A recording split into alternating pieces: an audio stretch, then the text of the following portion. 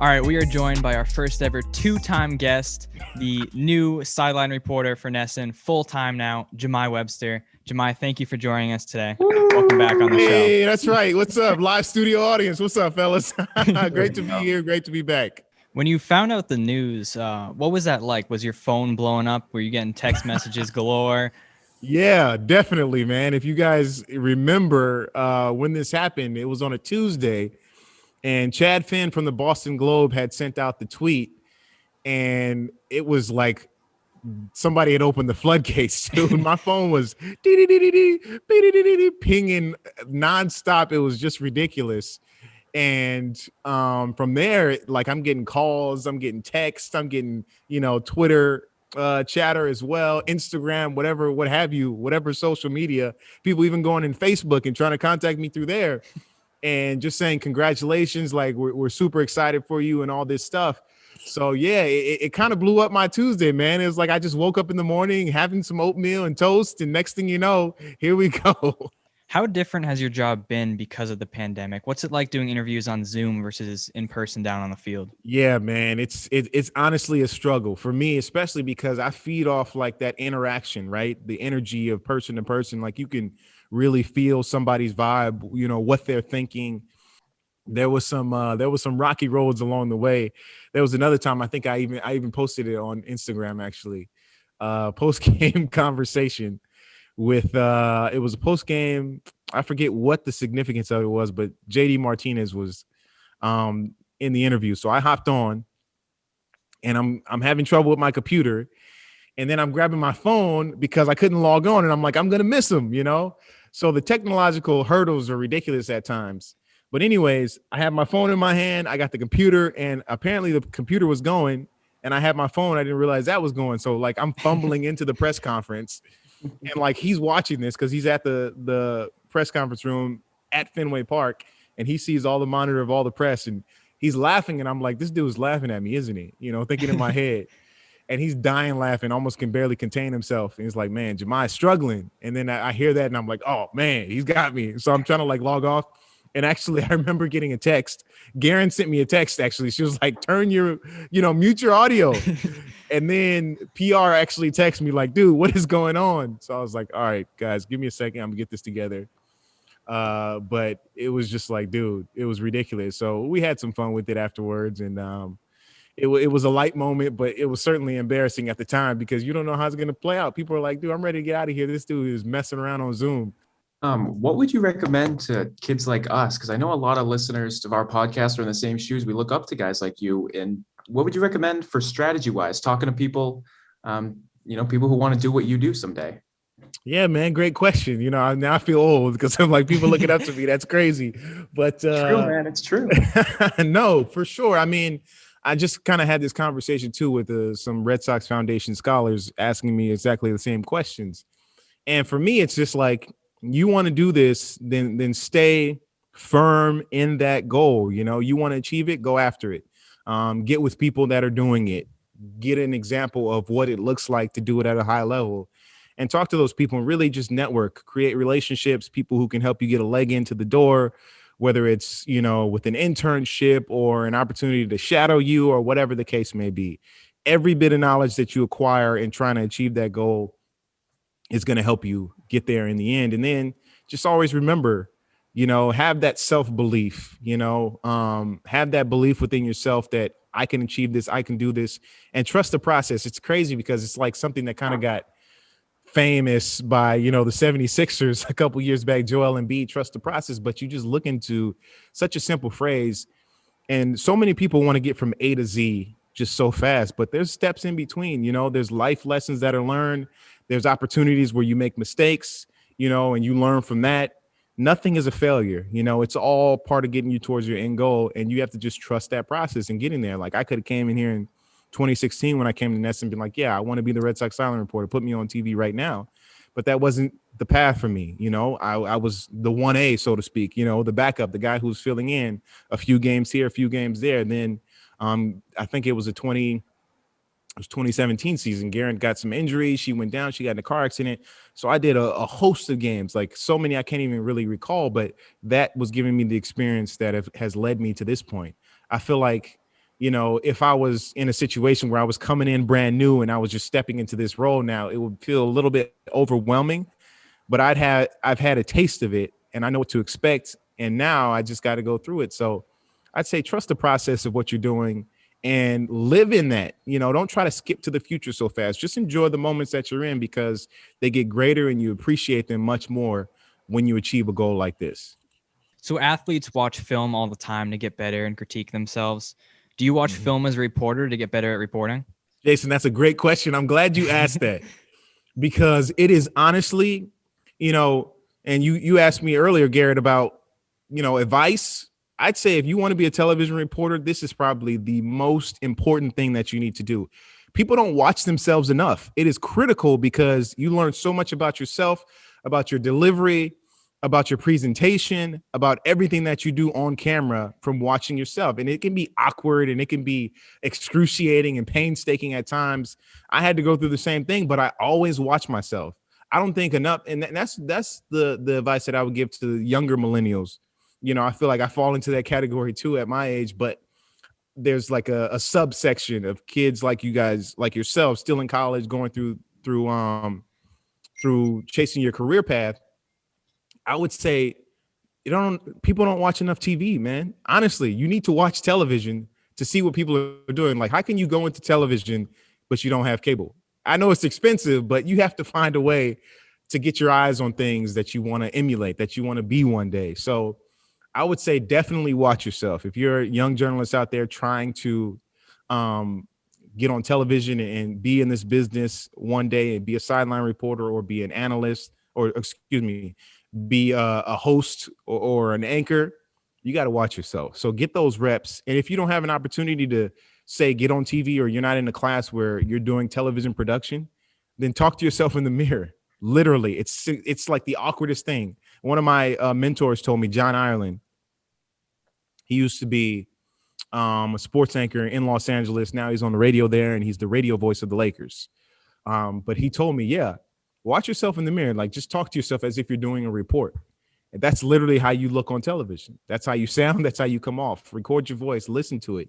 Listen to how it sounds. Listen to the cadence that you are, doing your reports in. Because a lot of times, especially when I was young and coming into the business, I used to talk a mile a minute. Like, I used to be so fast and excited. So I had to tell myself to slow down. Like, if it sounds really slow in my ear, that's probably the pace that I need to be at when I'm doing a report. So those things have been critiques that I've been given and I've utilized. But yeah, you just got to watch yourself. It's really important. Just like you said, when athletes go back and watch the tape, they're like, hey, how could I have done this play better? We just got off a Super Bowl where Tom Brady was at his house by himself for 12 days watching film. So that's how he was able to improve. And I think that's important and probably one of the more underutilized things about being in the TV business, because you think if you're on TV, you're doing it, it's done. But no, you got to go back and watch your shows, watch your reports, watch everything. Take us through like the 30 seconds right before you're about to go live on air with like a stand up from the sidelines. What's going through your mind there? Don't mess up. That's the first thought, because honestly, so much is going through your mind. Like, especially so that's another thing. That's the element, the surprise element of live television when you're doing these games, right? Situations happen that you cannot forecast. The producer can be like, okay, we're coming to you next after this first pitch, but then there's a home run hit. So then you're delayed a second more, and the guys are talking about, oh, JD just hit a home run over the Green Monster, went 600 feet, yada, yada, yada, whatever they're talking about. So it's like, okay, does my report now fit with what's being said? Because I don't just want to hop in and be, talking about the pitchers when something like that has happened, right? I want to be kind of continuing the conversation, right? And that's the way I look at my job, because it's like, all right, so 3 people are having a conversation about the color orange, and now I'm just going to interject and talk about purple. No, that's not what you want to do. You want to kind of stay on the path. So I'm hoping that whatever I'm talking about still fits the narrative of what's being discussed. And then I'm also hoping, that they get to me. But there's that element where, again, anything can happen and it can change the course of the conversation, or it can make you, go in a different direction. So usually I'm thinking like, okay, here's my chance. This is what I want to say. I write down a few notes. And with me, I never really just write down verbatim of what I want to say. I give myself bullet points. So, for example, let's say it's Xander Bogaerts. We're talking about the fact that he's been so good at the plate or something like that. So I'd say, Bogey, 10-game hitting streak, batting 300 during this stretch. And then I'd have a note for, say, Tim Hires was like, yeah, he's doing this because he's patient at the plate or he's taking more pitches, whatever. I try to throw in an element from one of the experts. So I would just write down these 3 things, and then I let my mind formulate, just like I'm talking to you guys. I come up with the ideas in my head as I'm going along. I guess that's probably one of the things in television that you get better with time, because, certainly early on in my career, I couldn't do that and try to have conversations as I'm trying to talk and explain something. And then I got the producer in my ear talking to me. So there's a lot that goes on in the TV broadcast behind the scenes, but that's something that I try to do in those reports and try to get my thoughts out and make them sound clear and concise and easily digestible. So those are probably the things going through my mind 30 seconds before they're about to come hit me and me provide a report on the air. But it's also, adrenaline and you're feeling the rush, especially when there's crowds there.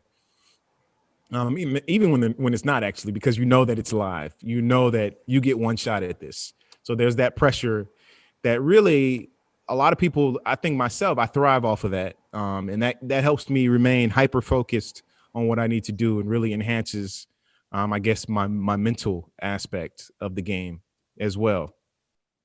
What's it like when something does not go exactly as planned? Were you always someone who could roll with things, or, Yeah, I think so. I think I've always been able to roll with the punches, but at times when you mess up or like you're stumbling or like you stutter and you can't get a word out, it feels like the whole world is crumbling down. It feels like the whole world is coming to a close and everybody's looking at you and pointing like you. That's what it feels like. But it that's another thing that I learned, I guess, in my career as well. Because if you mess up, you keep going. And then when you go back and watch it, as we've been discussing, you watch the tape, you watch your hits, you watch the reps that you've been taking. It's never as bad as you thought it was. It never really is as bad as you thought it was. I mean, there's been some epic mess ups. It really never is as bad as you thought it was. What kind of behind the scenes access do you get with the team when you're traveling with them? Like, are you on the plane with the players? Do you get to see how they interact with each other? Basically, a lot of times, I mean, you go on the road and they think that I'm a player. Like I'm walking into the hotel, people try to get my autograph right at the, entrance of the hotel or on the sidewalk. I remember that was the case in Philadelphia. We were there a couple seasons ago, and you just walk out and like all eyes are on you, and there's people standing out there trying to get a glimpse of Mookie Betts at the time or whoever, and they think that I'm one of the ball players because I still, fit that age group, and I look it, I guess, athletically. Not to toot my own horn, say that. But yeah. So basically, you're like one of them. It really is like being in the major leagues, and for me, it was one of those things where when I was like, I want to pursue a career in, broadcasting, a career in sports, this was kind of one of the goals of mine. I was like, if I can't make it to the big leagues, if I can't make it to the NBA, if I can't make it to the NFL, I want to be as close as these sports, closest to it as possible if I'm not going to be one of them, right?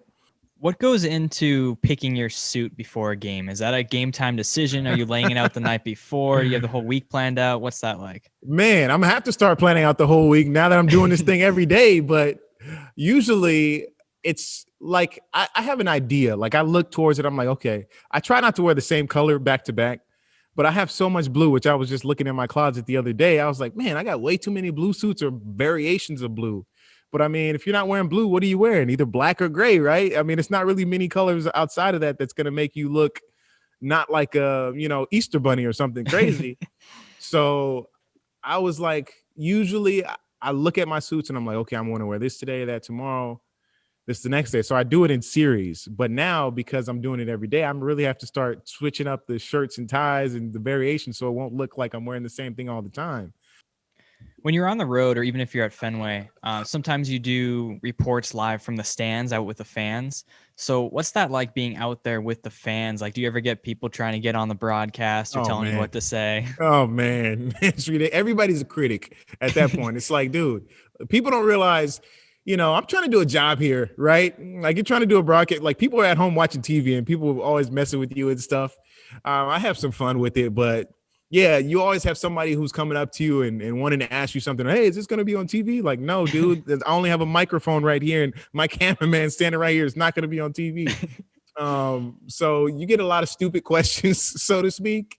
But people have fun with it. And, like a lot of times there was a period, it was 2019, where we had this sponsored report where we had to go out to the bullpen. So we're way out there in like right center field, standing there, in the grandstand seats back there.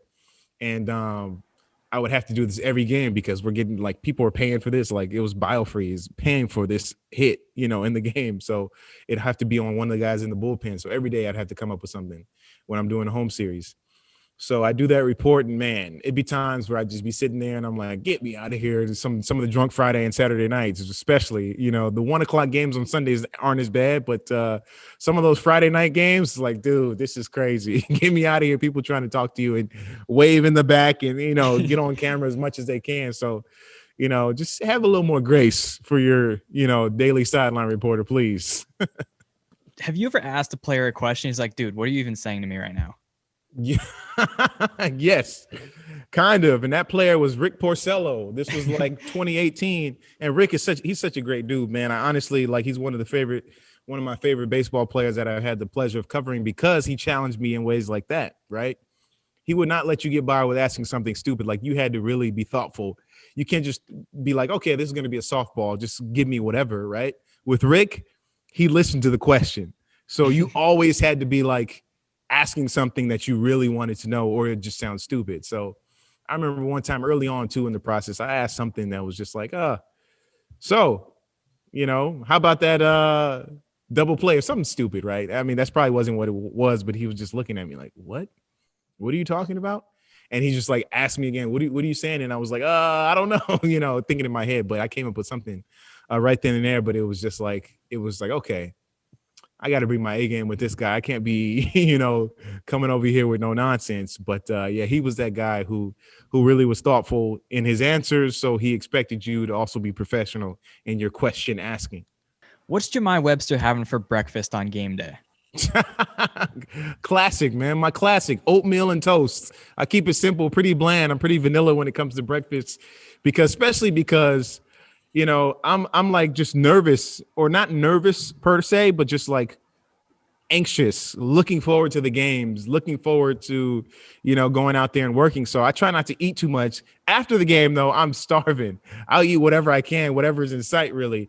But I just have a classic breakfast, man. Try to keep it light, nothing too heavy to keep me sluggish or anything. Especially, when the schedule starts changing, because you go from like Friday night, 7:00 game, and then you have a Saturday 4:00, and then Sunday you're playing at 1. So it seems like the time is getting lesser and lesser. So your sleep is really thrown off. So you want to be able to have something where, you can still move about the way you need. But yeah, I keep it light. I keep it classic. Maybe some cereal, maybe eggs and toast if I'm feeling sexy. But other than that, man, I keep it light. I wrote this down like 5 minutes into the interview. What's your dunks order? What do you got? Oh man, here we go. This is about to be classic. They're gonna call this Jahmai Webster pretty soon. Dunk's gonna debate me after this. But no, this is just regular medium original blend iced coffee, man, with hazelnut swirl and 3 sugars and almond milk. You gotta have the almond milk. There you go. Hey, sponsorship opportunity, maybe. We'll put that out there for you. Yeah, let's go. All right. Well, thank you for joining us again, Jahmai. Good luck this season. Congrats on the new gig. Excited to see you out there every game now. Yeah, man, I'm looking forward to it. Appreciate you guys' support. You've been rocking with me since day one, so it's all love, man. I'm looking forward to it too.